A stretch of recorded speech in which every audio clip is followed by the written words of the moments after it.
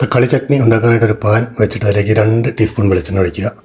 1/2 teaspoon ഉഴുന്നുപരിപ്പ്, 1/2 teaspoon കടലപ്പരിപ്പ്, ഇത്രയും ചേർത്തിട്ട് 2 മിനിറ്റ് നേരം ഒന്ന് വഴറ്റിയെടുക്കുക. 3 വറ്റൽമുളക്, 8 വെളുത്തുള്ളി അല്ലി, ഇത്രയും ചേർത്തിട്ട് 1 മിനിറ്റ് കൂടെ വഴറ്റിയെടുക്കുക. 2 വലിയ തക്കാളി ചെറിയ കഷ്ണങ്ങളാക്കി നുറുക്കിയത് ഇതിലേക്ക് ഇട്ട് കൊടുത്തിട്ട് അതിന് ശേഷം കുറച്ച് ഉപ്പ് കൂടി ചേർത്തിട്ട് തക്കാളി നല്ല രീതിയിൽ ഉടഞ്ഞു ചേരുന്നത് വരെ വഴറ്റിയെടുക്കാം.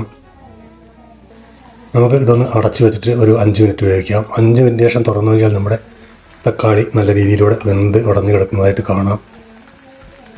ഇനി ഇതിലേക്ക് ഒരു 1/2 ടീസ്പൂൺ ജീരകം, ചെറിയ ജീരകമാണ് കേട്ടോ, 1 ടീസ്പൂൺ കാശ്മീരി മുളക് പൊടി, ഒരു നുള്ള് കായം അധികമായി പോകരുത്, ഏകദേശം ഒരു 1/2 ടീസ്പൂണൊക്കെ മതിയായിരിക്കും. പിന്നെ കുറച്ച് കറിവേപ്പില, ഇത്രയും ചേർത്തിട്ട് വീണ്ടും നമ്മൾ 1 മിനിറ്റ് നേരം കൂടി വഴറ്റിയെടുക്കുന്നു.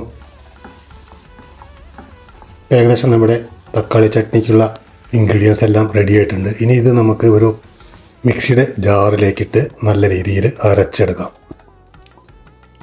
2 തരത്തിൽ അരച്ചെടുക്കാം. തരിതരിപ്പായിട്ടും അരച്ചെടുക്കാം, നല്ല പേസ്റ്റ് രൂപത്തിലും അരച്ചെടുക്കാം. ഞാനിതൊരു തരിതരിപ്പായിട്ടാണ് അരച്ചെടുക്കുന്നത്. ഇപ്പോൾ അതായത് നമ്മുടെ തക്കാളി ചട്നി ഇവിടെ റെഡി ആയിട്ടുണ്ട്. ഇനി ഇത് നമുക്കൊന്ന് വറവിടണം. അതിലേക്കായിട്ടൊരു പാൻ വെച്ചിട്ട് വീണ്ടും 2 ടീസ്പൂൺ വെളിച്ചെണ്ണ ഒഴിക്കുന്നു, കുറച്ച് കടലപ്പരിപ്പിട്ട് പൊട്ടിക്കുന്നു, 1 ടീസ്പൂൺ കടുകിട്ട് പൊട്ടിക്കുന്നു,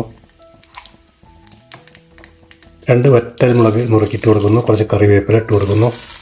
നമ്മുടെ തക്കാളി ചട്നി ഇതിലേക്ക് ഒഴിച്ചിട്ട് നല്ല രീതിയിൽ ഒന്ന് വഴറ്റിയെടുക്കാം. സ്വല്പം വെള്ളം മിക്സിയുടെ ജാറിൽ ചേർത്തിട്ട് ഞാൻ അത് കൂടെ ഒഴിച്ചു കൊടുത്തിട്ടുണ്ട്. ഇനി ദോശ കൂടി ചുട്ടെടുക്കാം. 3 ദോശയാണ് എൻ്റെ ടാർഗറ്റ്. അപ്പോൾ 3 ദോശ ഇവിടെ ചുട്ടതായിട്ട് കാണിക്കുന്നില്ലെങ്കിലും കുറച്ച് ഭാഗങ്ങൾ ഞാനിവിടെ കാണിക്കുന്നു. അപ്പോൾ ദോശ ചുട്ടിട്ട് നമുക്ക് ഈ ചട്നി മാത്രം മതി ദോശ കഴിക്കാനായിട്ട് കേട്ടോ.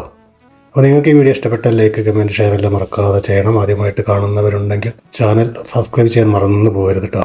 അപ്പോൾ വീണ്ടും ഒരു വീഡിയോ ആയി വരുന്നവരേക്കും നന്ദി, നമസ്കാരം. ഞാൻ ജനാർദ്ദനൻ മൂക്കുതല. ബായ്.